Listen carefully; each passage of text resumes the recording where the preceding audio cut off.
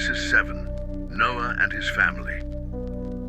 Enter the ark. Then the Lord said to Noah, Go into the ark, you and your entire household, for I have seen that you are righteous before me in this generation. Take with you 7 pairs of every kind of clean animal, a male and its mate, and a pair of every kind of unclean animal, a male and its mate, and 7 pairs of every kind of bird, male and female, to keep their offspring alive on the face of all the earth. For in 7 days I will send rain on the earth for 40 days and 40 nights, and I will wipe from the face of the earth every living thing I have made.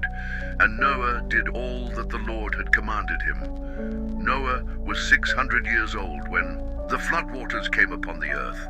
And Noah and his sons and his wife and his sons' wives entered the ark to escape the waters of the flood. Of clean animals and of animals that are not clean, of birds and of everything that creeps on the ground, 2 of every kind, male and female, went into the ark with Noah, as God had commanded him. And after 7 days, the waters of the flood came upon the earth. In the 600th year of Noah's life, on the 17th day of the 2nd month, all the fountains of the great deep burst forth, and the windows of the heavens were opened. And rain fell on the earth 40 days and 40 nights. On that very day Noah entered the ark, along with his sons Shem, Ham, and Japheth, his wife, and the wives of his 3 sons, they and every wild animal according to its kind, all livestock, according to their kinds, every creeping creature that crawls on the earth according to its kind, and every bird according to its kind, every winged creature. They came to Noah into the ark, 2 by 2 of all flesh, in which was the breath of life. Those that entered, male and female of all flesh, went in as God had commanded him, and the Lord shut him in. For 40 days the flood kept coming on the earth, and the waters rose and lifted the ark high above the earth. The waters prevailed and increased greatly on the earth, and the ark floated on the face of the waters. The waters rose high above the earth and covered all the high mountains under the whole heaven. The waters rose more than 15 cubits above the mountains and covered them. Every living thing that moved on the earth perished. Birds, livestock, wild animals, all the creatures that swarm over the earth, and all mankind.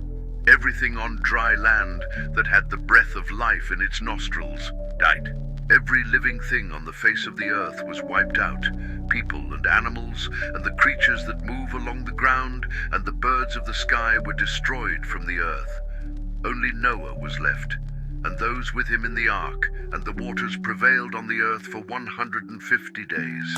Genesis 7 is a chapter of judgment and mercy, of destruction and preservation, of divine power and quiet obedience.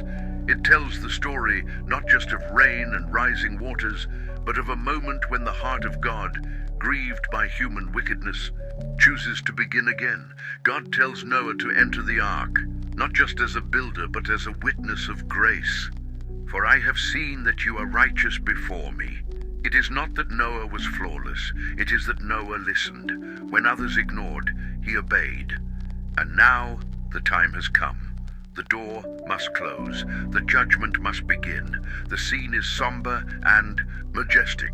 The ark, this massive wooden vessel of obedience, stands ready. Pairs of animals arrive, some clean, some unclean, each under the providence of God.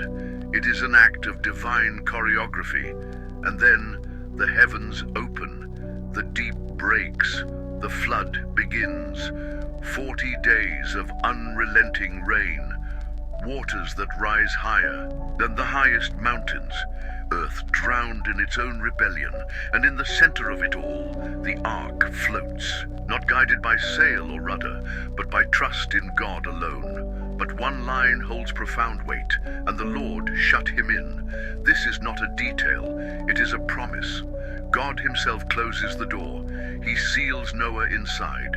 He takes responsibility for the safety of those within. In the midst of wrath, God is still a father. In the middle of judgment, he still protects.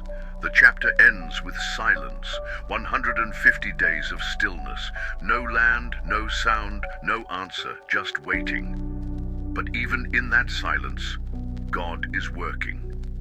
Genesis 7 teaches us that there are moments when obedience must come before understanding, when we step into the ark, not knowing when the rain will stop.